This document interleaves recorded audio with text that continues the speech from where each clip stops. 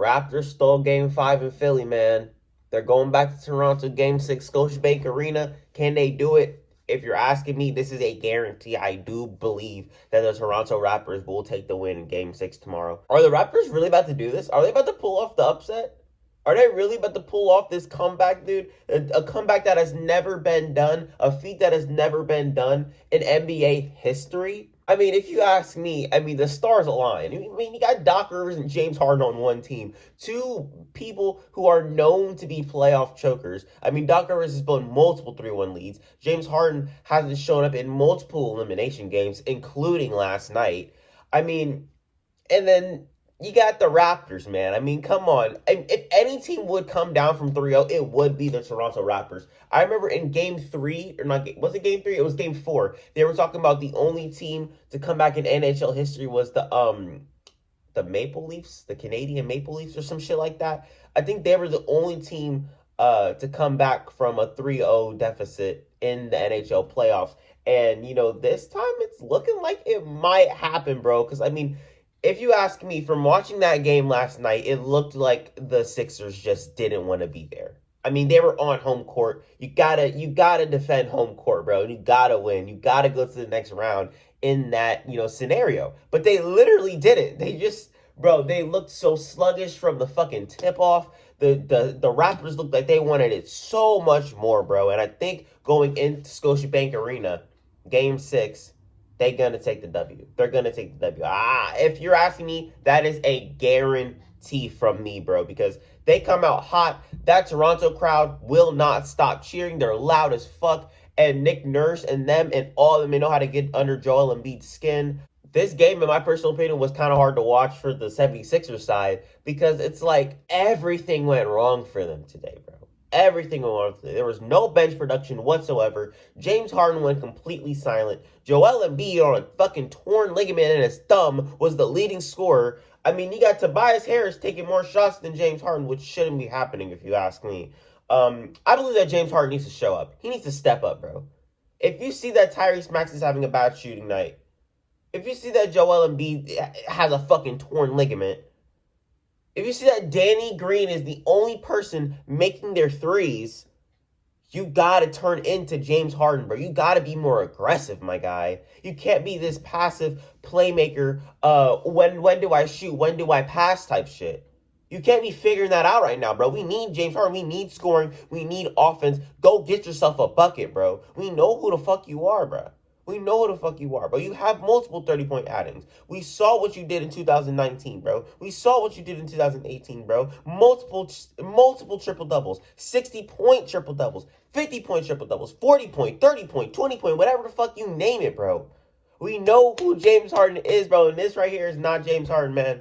He wants to pass the ball. He wants to be the facilitator for this team. But, I mean, if none of your guys are scoring the ball consistently, you have to do it, bro.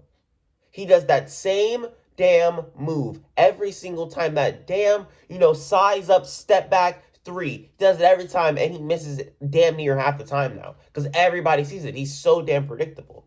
When he got to Brooklyn, he realized that he needed to take a step back. But you're the second option now. You ain't no third option now, bro. You got to score that damn ball. For real. I have so many takeaways from this game. I mean, out of the gate, the Raptors came out swinging, man. I mean, Scotty Barnes had 12 points in the first half. OG Anunoby, he was hitting his shots in the actually, OG Anunoby hit a really big bucket at the end of the game. It was a nice steal to put them up double digits, and basically that was all she wrote, man. It looked like they were the Sixers looked like they were defeated. They looked like they didn't even want to be there. They looked like they didn't want to, have this series anymore. But if you didn't want to have the series anymore, you should have fucking ended it tonight or last night, I guess. James Harden, he went 2 for fucking 7 in the first half, bro. 2 for 7 in the first half. Damn, that voice crack. This is about to be really, really embarrassing if this happens, because if Doc Rivers ends up blowing another lead, let alone a 3-0 lead, something that has never been done in NBA history, I will be looking at this nigga different. I mean, y'all already know I'm a Boston Celtics fan. I love me some Doc Rivers, man. He coached my 2008 championship team. But it's like, this man is so ass backwards, bro. So ass backwards. Very good coach in the regular season. I'm going to give him that. He's a damn good coach in the regular season. But when it comes to actually making adjustments in the playoffs, when it comes to not blowing leads, Like the nigga is like he never shows up, bro. He never shows up. He gives you 3 good games in the playoffs and then just says, "Oh fuck it, we win, we win. It's over, guys. Just don't worry, we're gonna win this." Still, never makes the adjustment and ends up losing. You little lead coaching the Clippers twice, bro. If you ask me, Doc Rivers knows how to lose a damn game. There was a quote that Doc Rivers said in his post-game interview. He said something like he took like a dig at James Harden or something like that, which rightfully so, he should have, because he said something like, "Oh, in order to win basketball games, our guys actually have to play basketball." He's like, no disrespect to James Harden, but I mean, he's true. He's right. He is completely right in this situation because James Harden went completely signed. I mean, blood froze, bro. He froze. He didn't do anything, bro. Man was snoozing the whole entire damn game, bro. They're going to need to come out swinging game 7. Because if that's the case, it's over, bro. It's over. The Raptors about to pull out a 3-0 comeback. This is going to be one of the craziest comebacks in history, bro. For sure. I think Siakam did an amazing job attacking that paint, making his shots, making his three-pointers. And, overall had a very good game. Played amazing defense on Joel Embiid. Giving this man so much props because he's been so good these past 2 games for them. I mean, basically the whole entire series, if you ask me. I think he's been pretty good. Going into Thursday, I'm low-key about to be a Raptors fan, bro. I want to see a Game 7, man. I want to see a Game 7 with everything on the line here, bro. We can't go one post-game recap without talking about my Boston Celtics, bro, because we completed the sweep. We are the only team in the playoffs right now resting. And we got one team who's in Cancun right now partying their hearts out. And that is the Brooklyn Nets, bro. We swept them boys. It's over. The Boston Celtics told everybody that they were not running from anyone. They said, we want all the smoke. We're not running from anyone. On some Ja Morant shit, we running up the chimney type shit, bro. We wanted this so badly, and, we take it one game at a time. And to be honest, this was our best game yet, if you ask me. I loved watching this game. But at the same time, I kind of didn't like watching this game because I'm not going to lie, for both sides, this game was horribly officiated, bro. It was horribly officiated. I'm sorry, Scott Foster, or whatever the fuck. I know you've been doing this shit for a long time, probably like 25 plus years. But like, bro, we see your agenda. You trying to push it, my boy. You trying to push it. But jokes aside, Jason Tatum, he fouled out. The way he fouled out was kind of BS. I don't think that was a foul, if you ask me. He should have still been in the game. They wanted to foul Jason Tatum out. They had Robert Williams in foul trouble. They had all our guys in foul trouble, man. Everyone was in foul trouble this damn game, bro. Jaylen Brown and Mark Smart, they held it down. Al Horford, they held it down for those 2 minutes and 48 seconds that Jason Tatum was out. And we ended up pulling out the win, bro. And it was all thanks to a KD missed free throw. Thank you, Kevin Durant, man, because I was not expecting him missing that free throw, bro. But it doesn't matter. The Boston Celtics, they completed the sweep. They're on to Milwaukee or Chicago. Whatever happens, happens. It's most likely going to be Milwaukee. We got Blake Griffin and Goran Dragic being the only 2 guys who actually looked like they wanted to fucking play basketball out there, who actually looked like they knew what they were doing out there. Who knew the assignment, knew their role, and took everything that the Boston Celtics did personally, because Blake Griffin in games 3 and game 4 has been the spark plug. He has been the spark plug out of all people, bro. Out of all people, it was Blake Griffin and Goran Dragic. Goran Dragic stays hitting, tough buckets and, timely buckets to keep them in. He did that in games 1, 2, 3, and 4. Every single time he got checked in, he needed more minutes. I don't know what Steve Nash was doing, and that's another thing. I think Steve Nash's time in Brooklyn is probably going to be over. As much as I love Steve Nash, bro, it's over for him. Another thing, I think my boy KD escaped prison, bro, because the man had 39 points and 9 assists today. I mean, he took all the damn shots in the world. I mean, come on, he took all the damn shots in the world, bro. He needed his team to fucking win this game so badly, but he just couldn't pull it off. I mean, he shot like, what, 42% from the field. Another guy who didn't really shoot that much is Kyrie Irving. I mean, the man took 13 shots, bro. We're going to need at least 20 from you, buddy. I know Kevin Durant took all the damn shots away from you, but we're going to need more from you. Jason Tatum had 29 points, 5 assists. Jaylen Brown, 22 points, 8 assists. Kyrie Irving, 20 points. Marcus Smart had a very, very, very good game, bro. 11 assists on 1 turnover. Amazing things, bro. Amazing performance from him. Not to mention he had 20 points as well. Grant Williams, he couldn't miss a shot. I love the leap that he has taken from last year to this year, man. People still have this narrative that Grant Williams can't play defense. And I remember watching this game, Every single time KD got that Grant Williams matchup, he took it every time, bro. Because he thinks that my man, Grant Man Batman, is some barbecue chicken or some shit, bro. He thinks he's like free food or some shit, bro. He thinks he's like a sample from the damn mall or something, bro. He's not.